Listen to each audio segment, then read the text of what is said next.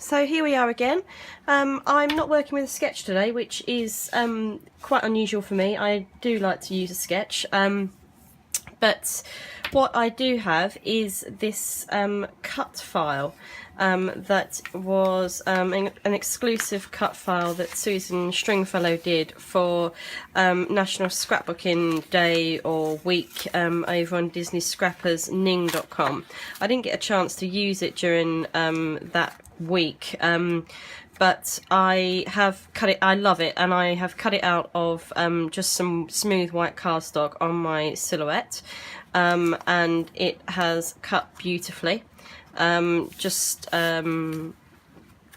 Yeah, there we go, just pulling that off the back in there, and of course I've still got all of the words and things on here, so I'm just going to leave those on there for the moment and then carefully take them off and do something with them on other pages. I mean, the word Disney there, you've got Main Street, Mountain, Splash, Space, Mickey, Pixie Dust, Pirates, Carousel, loads of different things that can make it onto all sorts of layouts. So I'm going to put that one to one side for the moment, and then I've got the actual cut file here, and what I'm planning to do is layer this onto another sheet of white cardstock and do something behind with my latest purchase, which is these Distress Oxide Inks.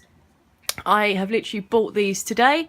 I'm very excited. I love the Distress inks, and I've seen lots and lots of YouTube videos about the Distress Oxide inks, and I can't wait to use them and see if I can create something that can kind of sit behind this. So I've got Cracked Pistachio, Broken China and Faded Jeans, and that's the other thing I love about these inks is the names. I think they're brilliant. So that's what I've got, and I will be working on this plain sheet here and then layering this over the top, and this is the first time I'm going to use these inks, so hopefully it'll go well, and yeah, you get the opportunity to go through that with me.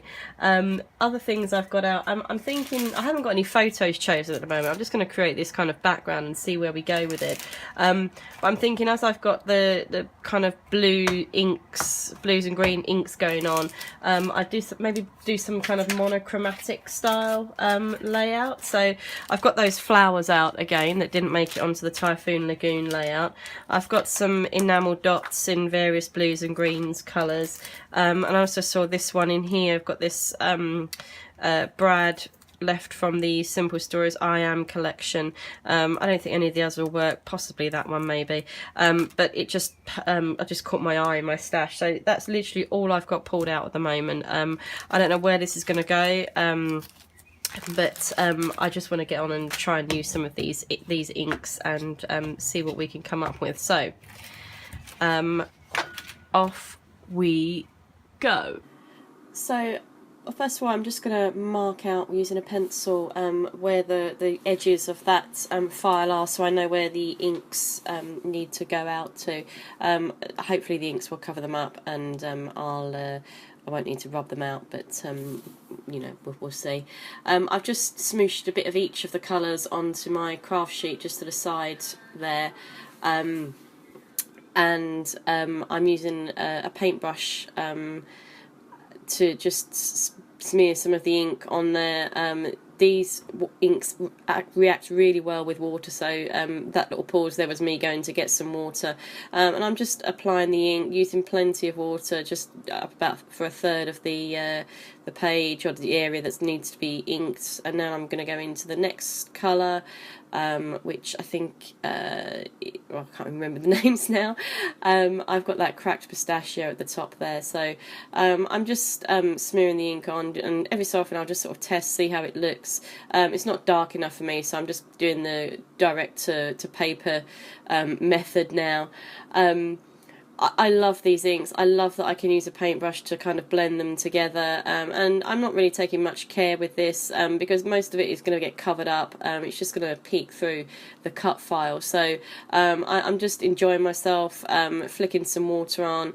The more water you use with these inks, the better of a look, that oxidization look you get to them. So you can see there where the inks are reacting with the water, and I'm just going in with my heat gun as well, because that helps the process as well. Yeah, literally just flicking the water on, trying to create some interesting patterns, interesting looks.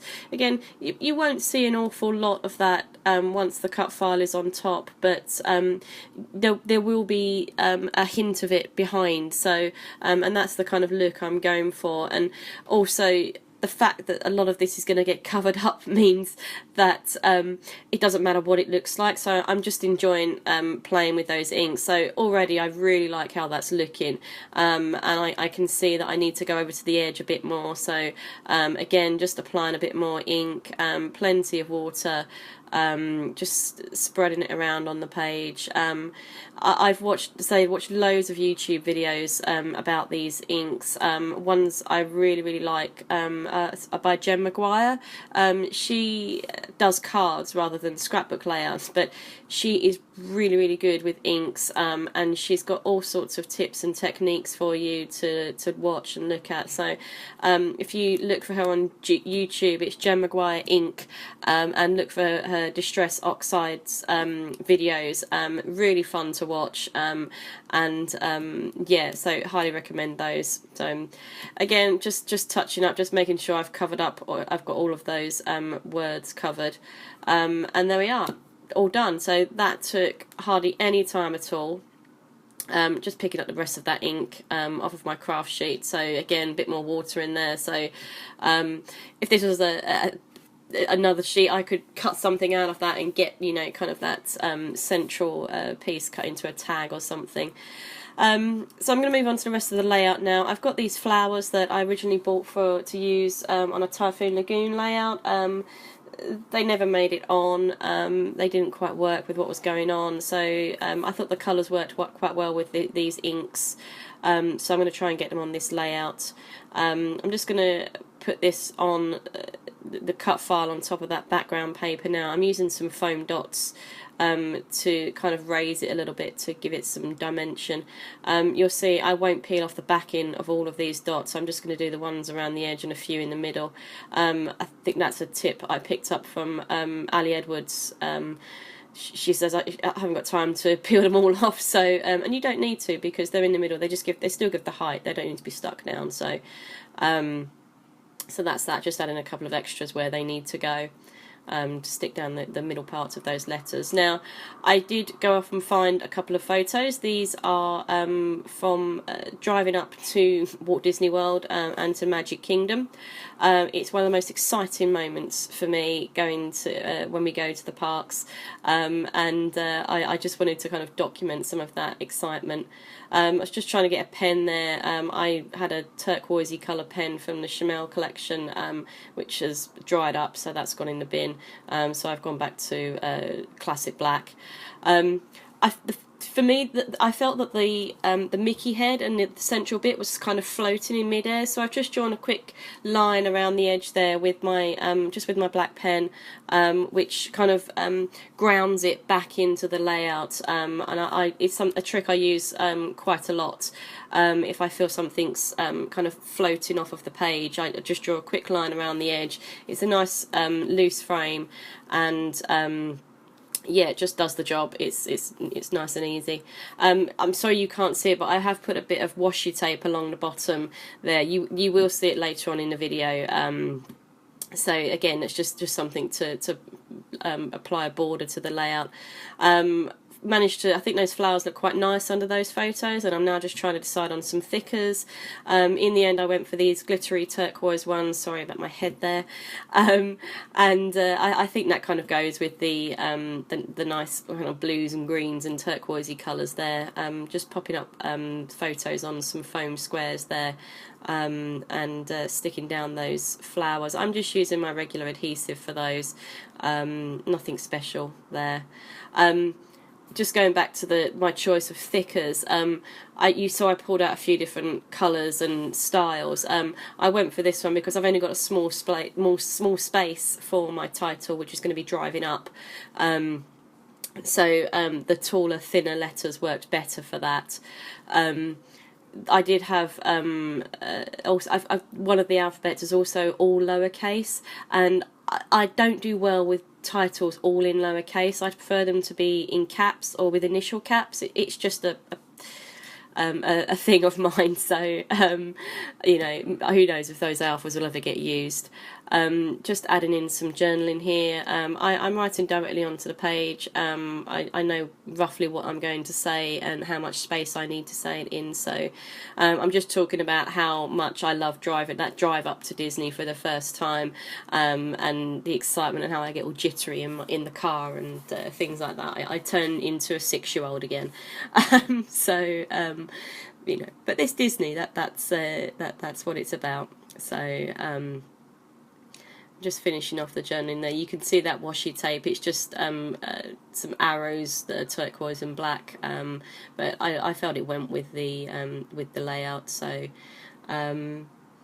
that's it. Then I think just a few. I put that brad on that I found just because I didn't want it to go back in my stash. And I'm just going to put a few enamel dots on, just deciding on the colours and where they're going to go. I'm trying to get a Mickey head on there, even though there's this huge Mickey head in the background. I still like to try and include one with my enamel dots if I can, so I've just snuck it in there at the top next to the word magic. Don't think I need any others there. Just the date, which I'm just going to stamp in some black ink, or is it blue ink, one of the inks, and just snip off the edge of that flower because it's coming off, and that's it.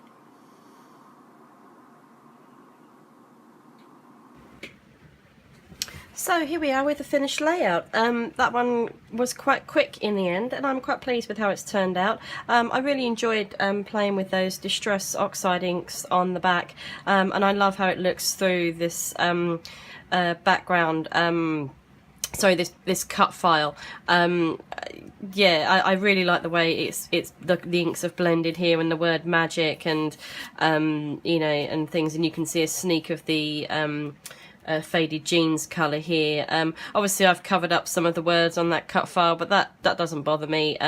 You can see the shape of the Mickey head, and you can you know, you know there's more stuff hidden behind there, and I intend to use this cut file on another layout, so it doesn't bother me that bits are covered up, because I'm sure I'll get to I'll put everything on the other side next time, or somewhere else. So yeah, it was really quick in the end. I got these 2 photos. I managed to use those flowers, which I'm pleased about. Not on a Typhoon Lagoon layout, which was what I intended when I bought them, but I like the blues and the greens together here. I think they look quite well, and these photos were from Instagram and had I think it was the Clarendon filter on them, which turns them a bit bluey greeny, so they printed out that way, and I think they kind of go with the blues and greens that I've got going on. Journaling down the bottom, a bit of washi across the bottom, and there we are. Nice, quick, easy layout with a bit of fun with the inks thrown in for good measure. So thank you for watching.